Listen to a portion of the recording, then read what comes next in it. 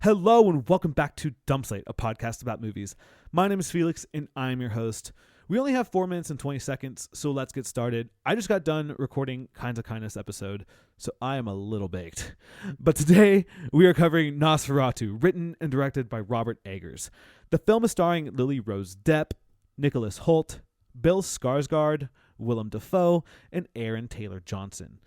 Nosferatu is a remake of the 1922 Nosferatu, the most original vampire film in cinema by German silent filmmaker F.W. Murnau, based off the book Dracula. The story of the original is Count Orlok from Transylvania wants to buy this abandoned house across from the Hutters. Upon Thomas Hutter meeting Count Orlok to sign the contracts, he sees a picture of Hutter's wife and instantly falls for her, bringing the plague to their town until she succumbs to the darkness. I added that last bit to a nod at the current one. Anyway, I'm going to go over Eggers' take in a little bit, but I'd been waiting for Nosferatu all year. I love Eggers' films, mainly The Witch and The Lighthouse. I haven't seen The Northman yet. I don't think I knew what I wanted from this film. I saw the original really recently, and it was just a push and pull for me in the theater.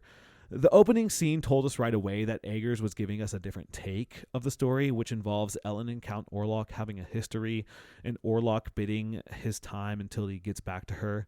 Obviously, in the original, Orlok doesn't even know about Hutter's wife until he sees her in the locket. So this difference was super cool for me. I was like, Orlok inhabiting Ellen's dreams was really nice. Dope Eggers take.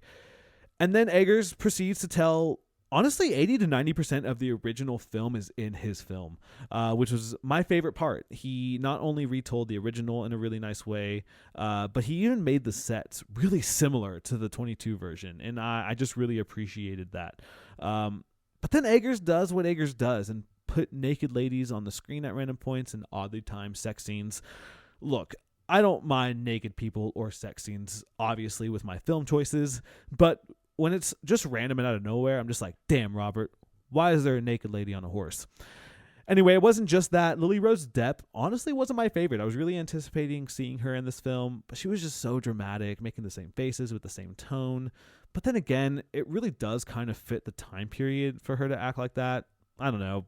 Maybe that's, I don't know. So maybe it was really good. And then there's this whole scene where she's yelling at Thomas right before they randomly fuck, as I mentioned. And she's really showing a lot of emotion and really good. And then Eggers puts that random scene in there. But the biggest thing I think I didn't like about this film was Orlok himself, played by Skarsgård. I don't know what I wanted. I didn't want a ridiculous replica of the original, but I hated his fucking mustache.